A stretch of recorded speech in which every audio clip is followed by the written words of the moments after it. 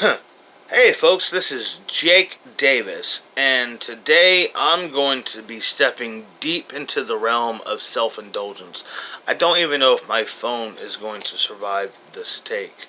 It is currently 1:26 in the AM. Uh, so yeah, it's late, and I have been drinking, so salud, my friends. So, what am I talking about tonight? Well, the reason I'm talking about some madness is really because I wanted to do something kind of big, epic. And epic for me. And, I had 3 months off with an injured leg, and I went back to work last week and put in a good week's of work, a full week of work, and was still able to get a couple of reviews out there for you folks at the same time, and spend time with my daughters and my wife. Uh, I would like to spend more time with my daughters and my wife, but man got to work. But I'm 100%. Well, I'm not 100%, but I'm good. I feel good, and I had an earned weekend off for the first time in what seems like forever. So I really delved into madness and self-indulgence here. My daughter wrote over all my notebooks. And I went into a concept I wanted to do a while back. I'm calling it My Favorite Year, 1993. Why 1993? Because I pulled a coin out of my coin jar, and it said 1993. So, I did all kinds of insane research here. I looked up the top grossing movie of the year was Jurassic Park. The Oscar winner that year was, for Best Picture, was Schindler's List. Both films were directed by Steven Spielberg. And there was 259 movies released that year. I've seen 102. I watch a lot of movies. Y'all should know this by now. I looked at the movies. I went on IMDb, checked out their awards they'd won, checked out their their ratings and user ratings, I should say. And how these movies held up. I watched clips and stuff on YouTube and stuff like that. So I was really interested. How do I want to go about this? Real quick, my favorite year. I'm calling this my favorite year. My favorite is a terrific movie starring Peter O'Toole as a drunk, great theatrical movie star. Peter O'Toole is maybe my favorite actor of all time. I'm not, I'd have to really think about that. It could be Jack Nicholson, but Peter O'Toole is fucking great. But my favorite year as a terrific film came out a couple years before I was born, and that's why I want to call this segment that, just because I'm not going to be covering that film in any video, because I'm not going to cover a year I didn't exist in. So, if I do more of these, my God, I haven't even started yet. So, the last draft, even this may not stand with this. There's 102 movies. I'm not going to sit here and talk about every single movie. I'm not. I promise. I promise you. Not all of them. But I last broke them down by category. So let's just look at the categories. My first category here is sci-fi and horror. Right off the bat, we got Jurassic Park. Now, Jurassic Park is, as like I already said, the biggest grossing movie of the year. I think it won a couple Oscars, maybe like sound effects, stuff like that. Sound and visual effects, maybe even sound effects and visual effects. I don't know. But, off the top of my head, I don't know. I know it won some Oscars. But Jurassic Park is a movie, to me, has always been a really guilty pleasure. It's a terrific film, but it's not a great movie.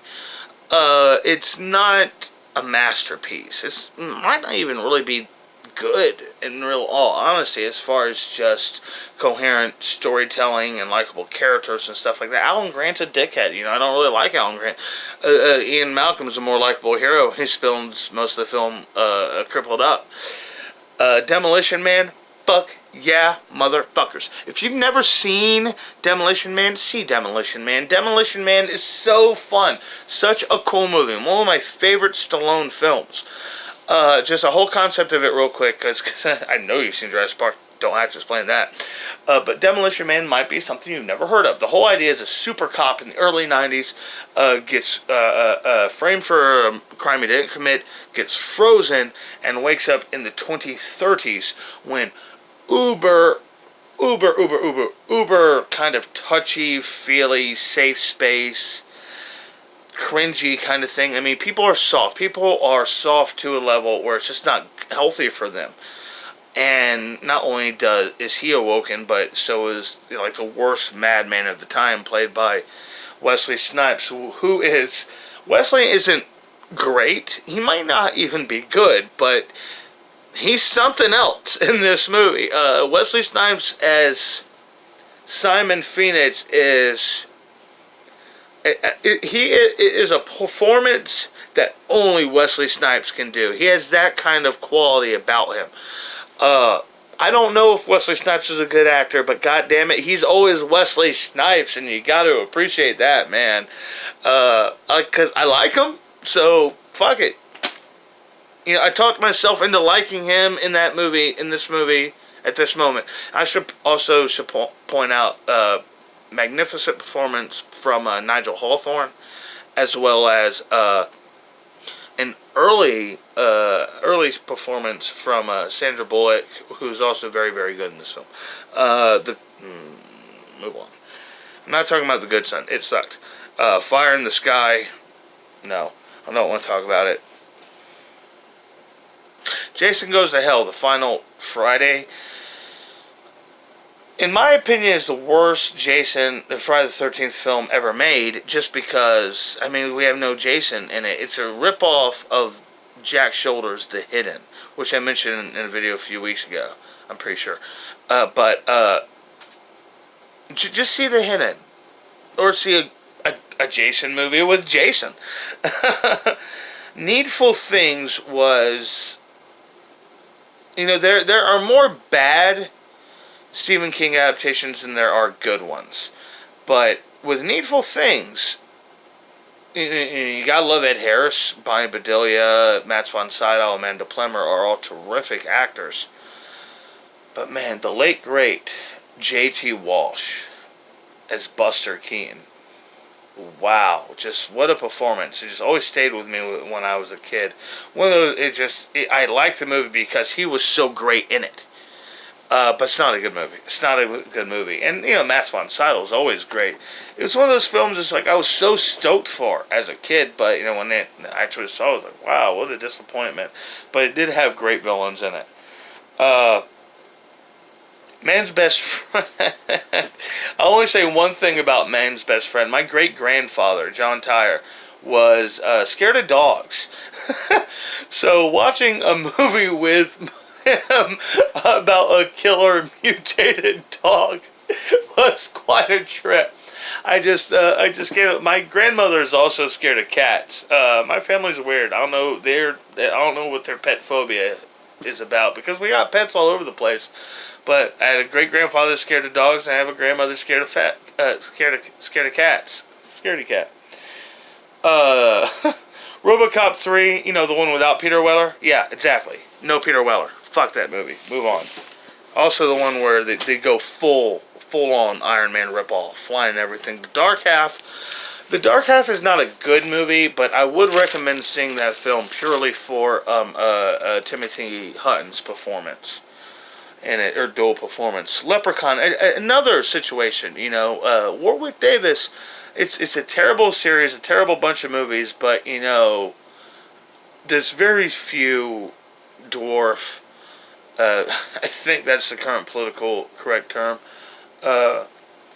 Very few dwarf movie stars in the history of film. I mean, I could personally just, off the top of my head, think of, Warwick Davis, Peter Dinklage, David Rappaport, and Billy Barty. Does Kenny Baker count for R2-D2? Well, we'll count Kenny Baker. But, there's not a lot of them. And, I just thought, he's a terrific actor.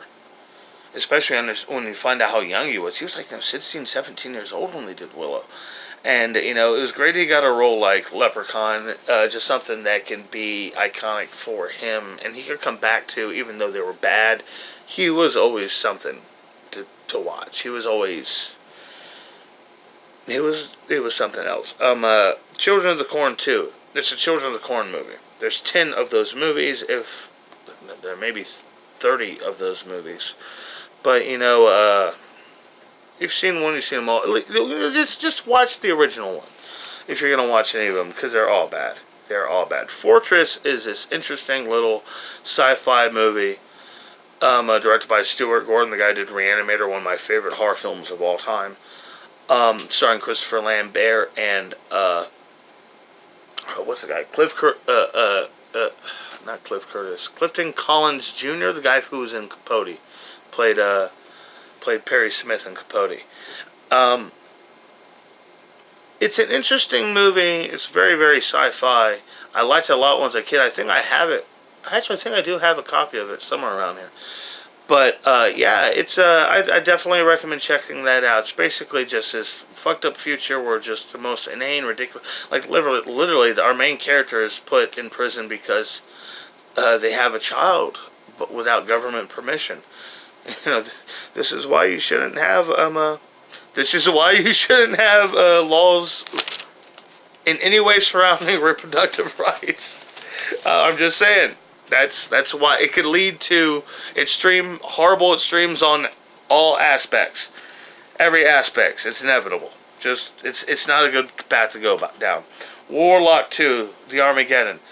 The first Warlock is a better movie, and the only important thing to mention about this is where I first learned the word Armageddon, and that was a big word for a 9-year-old. Nemesis. That sucked. Carnosaur. The only reason I had to say one thing real quick about Carnosaur. Carnosaur is a horrible, horrible movie about dinosaurs in, the desert in America in the 90s. It's bad. It's cheap. It's stupid, but it's fun. It's worth watching. But the best thing about it is when I first saw it, we first rented it on VHS. It had a trailer to Roger Corman's never released Fantastic Four movie. It was still, an actual thing that people were anticipating. And I'll never forget my dad absolutely fanboying out, having no idea there's a Fantastic Four movie coming. And it didn't matter if it was cheap and shit like that. He was so excited. Yeah, that's just a great memory from my childhood I wanted to share with you. Return of the Living Dead 3. Melinda Clarke was a 90s babe, and that was a terrible movie. So we got into comedies. Let me try to go faster.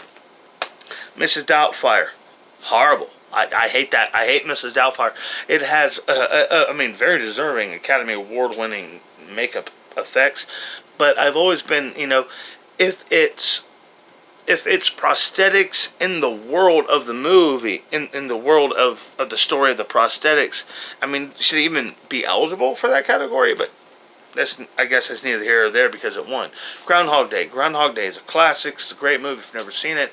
Absolutely see it. I've talked about it before in my Bill Murray video. The guy who relives the same day again and again and again. It was the original version of this. Harold Ramis wrote it and directed it. Him and Bill directed together, I believe.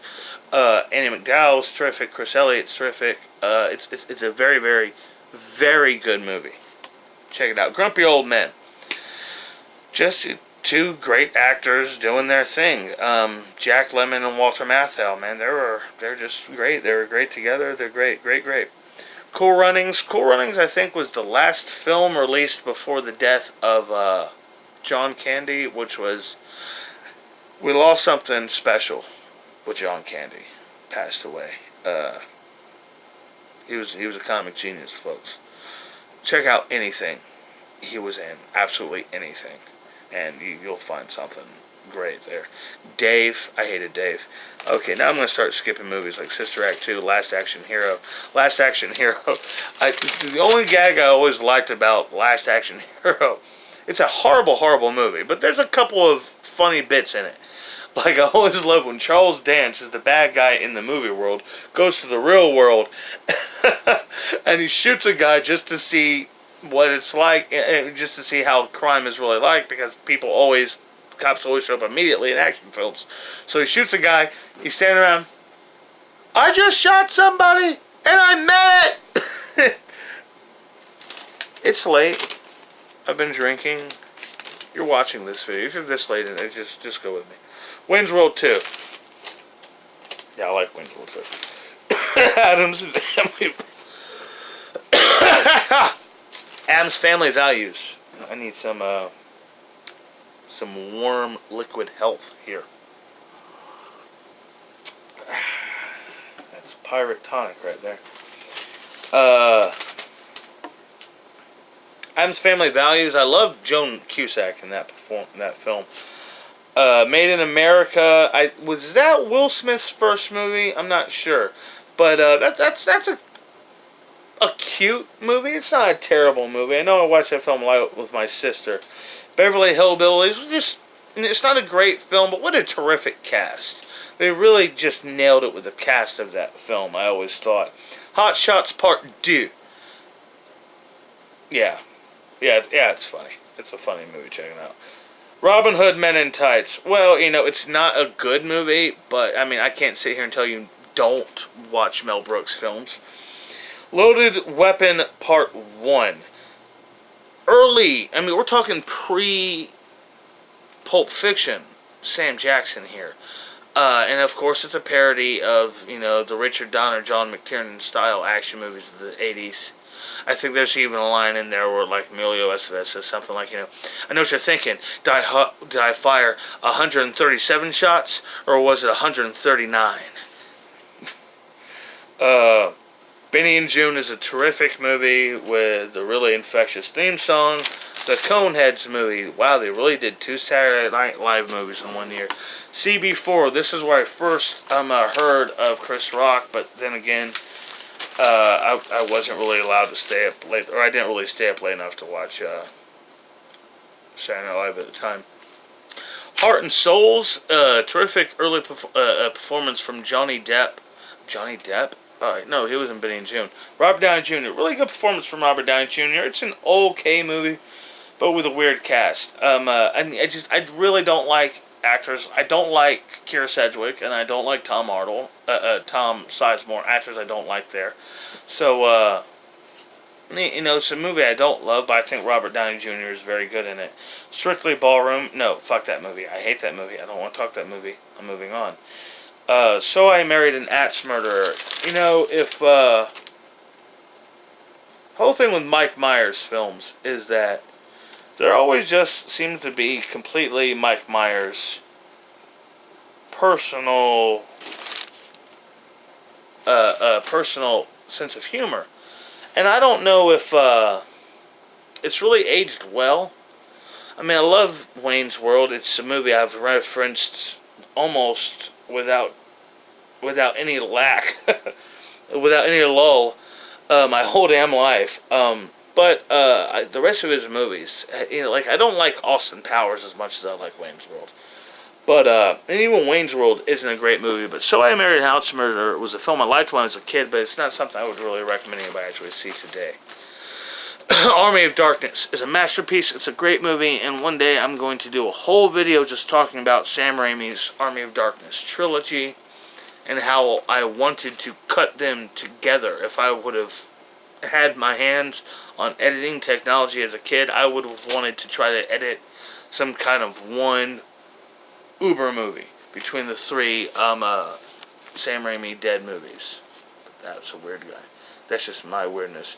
Who's the Man? I saw it once as a kid. I don't really remember much. Mad Dog and Glory. They had Robert De Niro as the everyman and Bill Murray as the gangster. So, what the fuck? Amos and Andrew was forgettable. Matinee was a great movie. Joe Dante is Celebration of William Castle. Terrific young cast.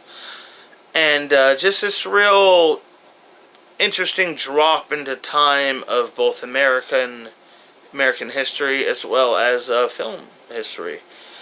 It's an interesting movie. It's a good movie, and I definitely recommend it.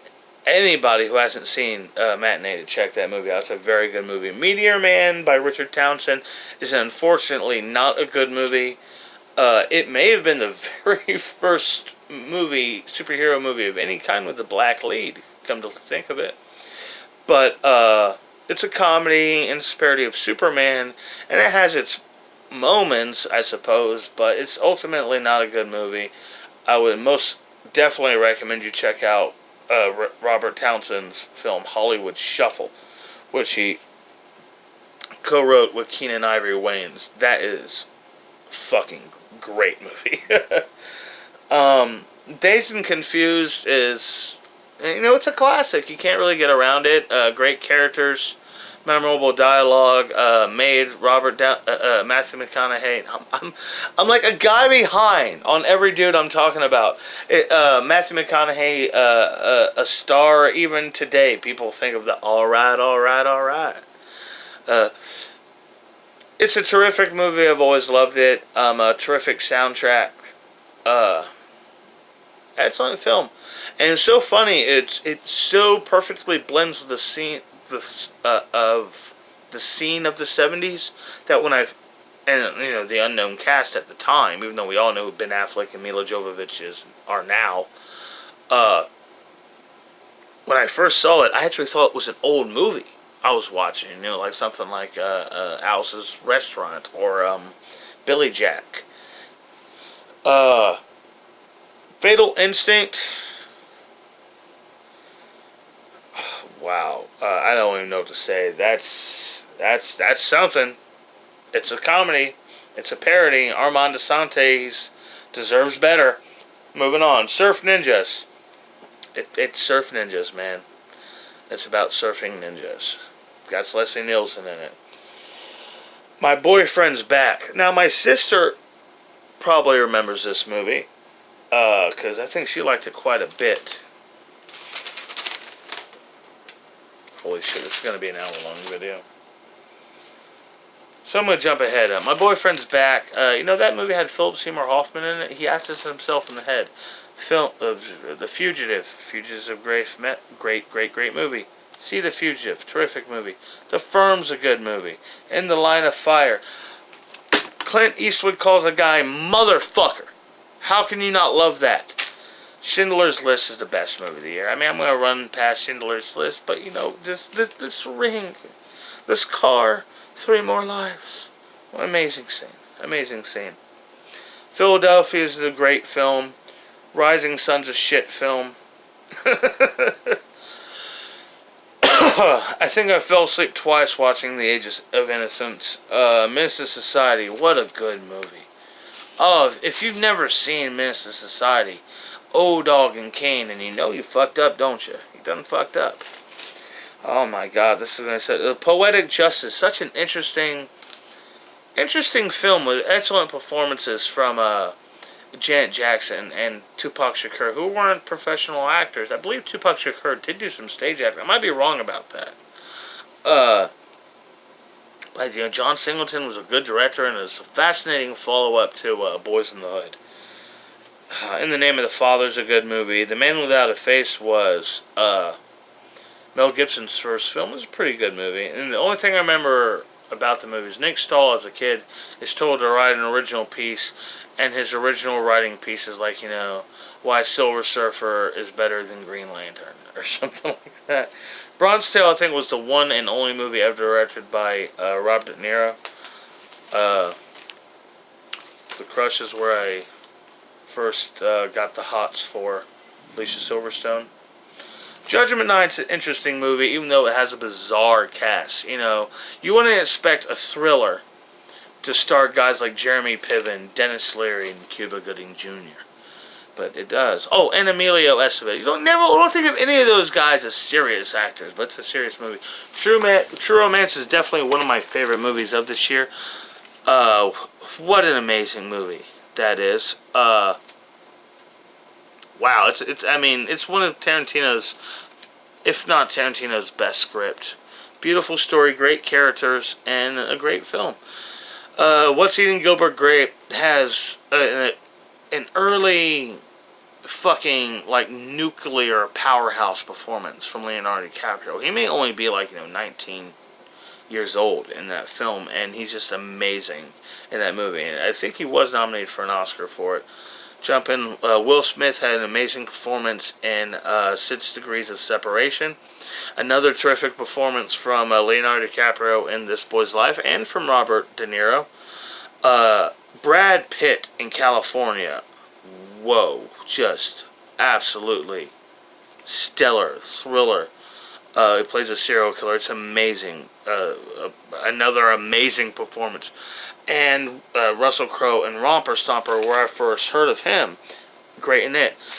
You get to action and adventure here. We got Cliffhanger with Sylvester Stallone. I've always been a fan of it. It's a stupid thriller, but I love it.